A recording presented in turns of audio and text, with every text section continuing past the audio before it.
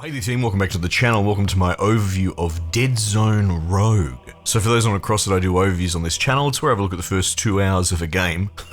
Usually, exception here. But generally speaking, the idea is to dip my toes in, figure out if the game's good or not, and then pass that information to you, keep it in a short, punchy video around 10 minutes. So what did you do this weekend with your Sunday? Because I'll tell you what I did. I accidentally had a 12-hour straight bender on this game with a couple of mates. Now that doesn't happen. I'm old, I have responsibilities. You know, I can't play games like that, nor do I even really want to normally. So this is something that might make you sit up and pay attention.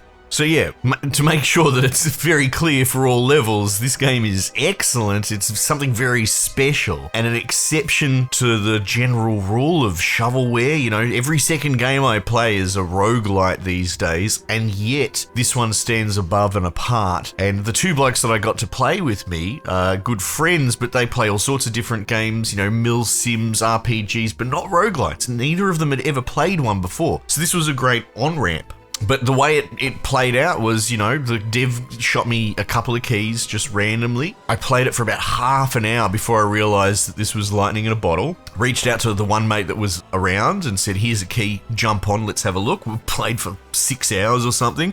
The other one staggered into the Discord, had a look at what was going on, thought it was awesome and bought it on the spot, and there you go, that's how I have a 3-man stack, simple as that. This game is co-op base and it is up to 3 players. It works just fine as 2, we're having perfectly good fun, but it works really well at 3 as well. And it actually opened up a can of worms as a quick tangent, and I'm curious, I'll put it out there, see what people think. I actually do think that co-op games, generally speaking, are better 3-player. Nowadays that we've got, you know, online connection is more common than couch co-op, there's an option to play with the amount of players in a co-op setting, and I really think the only reason we ever had 4 was because screens split 4-way. I mean, that makes sense, but if you really want to drill down and take that out of the equation and do, I don't know, co-op player theory, I find 3 players to be much more graspable, especially in something like this where you're doing different builds and different combos, and, you know, maybe I'm doing fire and this dude's doing crit and that dude's doing,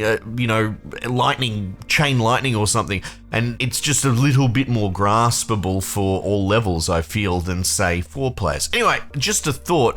But this game's smart enough to at least recognize, or at least maybe it fluked it. That's what I think. So what is this? Ultimately, it's a first-person shooter style roguelite run-based type game in a pseudo sci-fi setting. Like, all the guns are really cool, but they sit more in that space when Milsim does sci-fi. So more like a COD Infinite or even an Advanced Warfare, you know? So you've got these Gucci guns and they're all clearly, you know, this is an assault rifle, this is a DMR, this is an LMG or even a fucking minigun, right? But they'll have a little bit of a twist, maybe some extra cables hanging off them and all that. So edge of sci-fi is probably the theme, and it works really well. In fact, the world building is really clever as well. I'm not 100% sure if they're anti-Elon Musk or they're just being tongue-in-cheek, or what I actually do think is they're just using it as an interesting sci-fi setting. I don't really give a shit what you think about that, right? I don't care about people that hate him, love him, whatever. He's a man of our time trying to get to Mars. That I do know, and that's what this setting is. That you're set on this ship, you wake up, you're this sort of nameless soldier with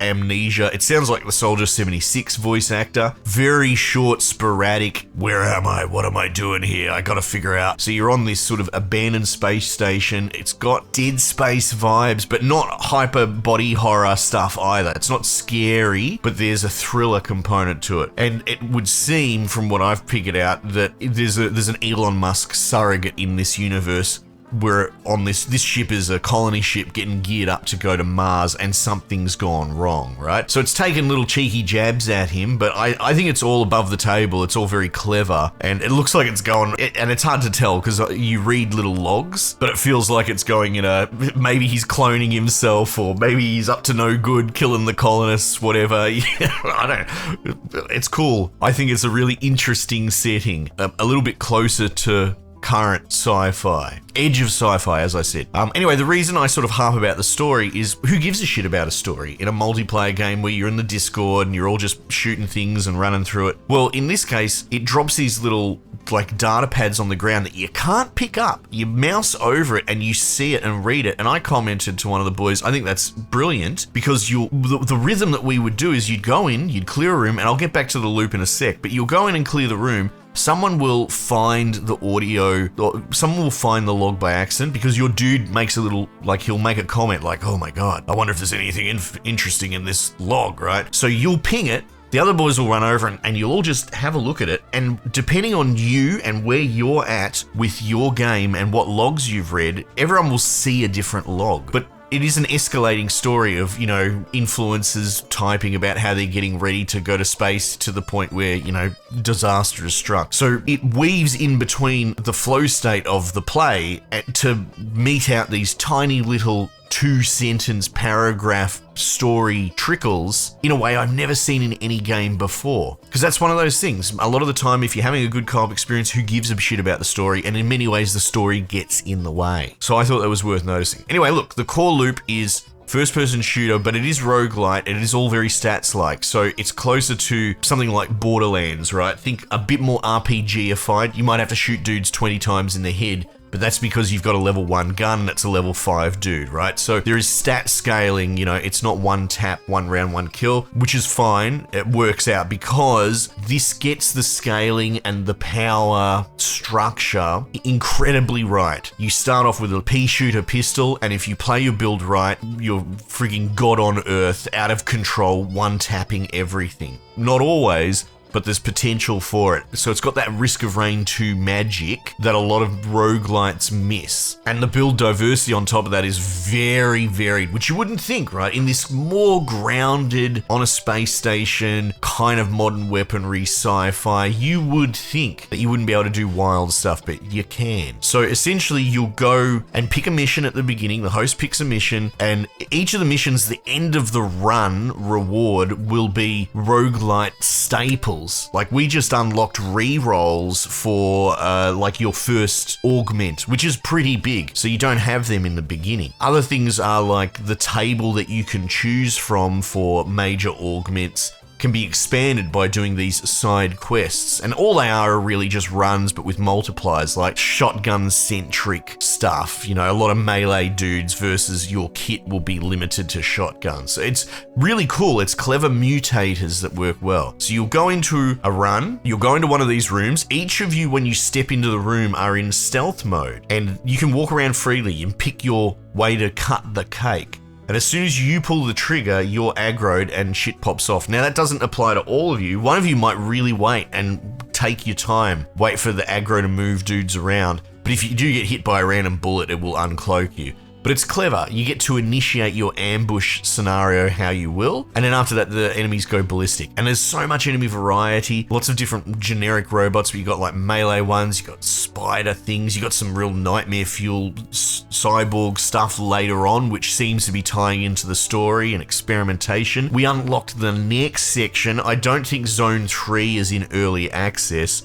but after many grinds and doing different missions, we unlock the prerequisite for the next section, and that's expanding the story, and that's going into like a more living quarters and even more monsters doing different things. We're running into things that are melee only, like these little bots that just keep building new reinforcements, but you can't shoot them, so you have to run up and punch them to stop the reinforcements. It's very clever. And then at the end of the room, you'll get a reward box and you can pick from there. You've got primary, you've got secondary, you've got melee, and you've got grenade. They're your staples, and they will have rarity, quality, and level. And the level goes all the way up to 10, and the quality goes all the way up to legendary. It goes through grey, green, blue, purple, legendary, orange. And they're throttled as well. So if your run is like 30 floors straight, which is sort of the standard run, or a challenge run might be 20, you're not actually going to be able to drop or upgrade to legendary status until the last fifth or so, right? The game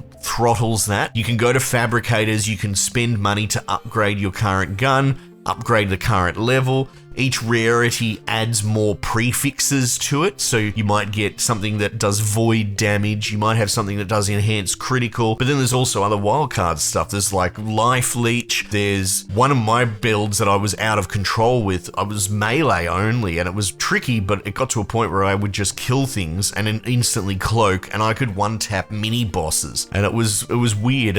It was great, I was just wiping out half the map. But that had a bonus where for each point of currency, run currency that you can spend, that you carry on your person and don't spend, it increases your damage by 1% with that weapon, with that knife. So I was running around refusing to buy anything half naked, no armor, no upgrades, just my knife, but like with 10,000 currency and just killing everything. So it lets you come up with this clever stuff. A lot of the, the void, the fire, the lightning, a lot of them will have multiple prefix types. Generally speaking, one will be single target damage and one will be like area damage. But even at one point I did a void build, so I had elemental, but I also went down this tree that was like two-handed weapons or swapping weapons. I don't know how else to describe it, but like when you kill someone with your main weapon, your secondary automatically reloads and vice versa. So your unequipped weapon will fully reload. So you'd get into this rhythm of as soon as you kill a dude, you just swap your gun. And you could get bonuses, and I did, and by the end of it, you get 20, 30 bonuses, plus your augments, plus your class. So there's so much variety, but if you really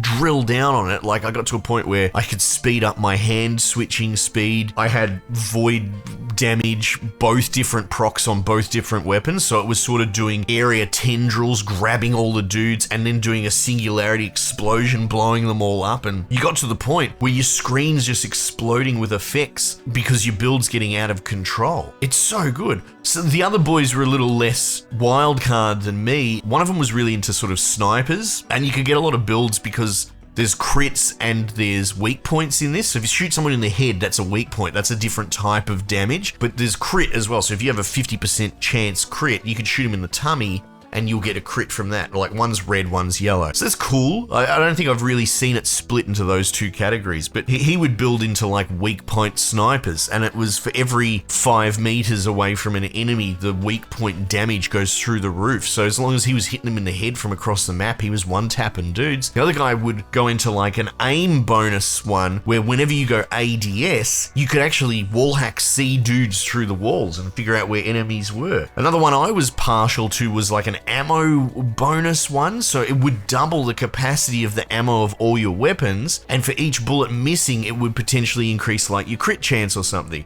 So I'd make ridiculous builds because you'd get other little random bonuses increasing your mag size. I got to a point where I'd have like a 400 bullet mag size, but I would dump 300 of it before the encounter. So the last 100 bullets were just like doing 100% crit. Anyway, I'm obviously very happy, and I've given this a little bit more time because I gave this game a little bit more time. 12 hours straight is no joke, no slouch. And, it's all of us were marveled at how wonderful it was. These boys love it because to them it's a new genre. They've never played anything like this. And I guarantee we're probably going to play more of it today or at some point during the week when we can get the gang back together. So there's plenty of content there for an early access title. And it almost hurts my heart knowing that there's some content not fully implemented. I didn't even get into it, but in section 2 there's these power items you can get which really change the upgrade system, etc. But my point is, even when we unlock the next region, it was like unlocking another half of the game. So all in all, Scarlett says it's excellent. It's very cool, and I will just keep waffling if I don't stop now, so I'm going to stop. I would suggest check it out, and if you have arm twist capacity within your friends group and you've got some fence sitters that you might be able to get on it, this might be a game worth giving it a go. At least try it out yourself because it's fun on your own. It's infinitely better 2-player because you don't just get wiped when you die. There's no res system. It's like if you all die, it's over for the run. So having more dudes creates more run synergy and more outcome, the chances of getting further. But yeah, 3 is where it's at. 3 is the sweet spot. Anyway, I like it. I think it's really good. Team might just leave it there for the time being, and I'll catch you guys on the next one.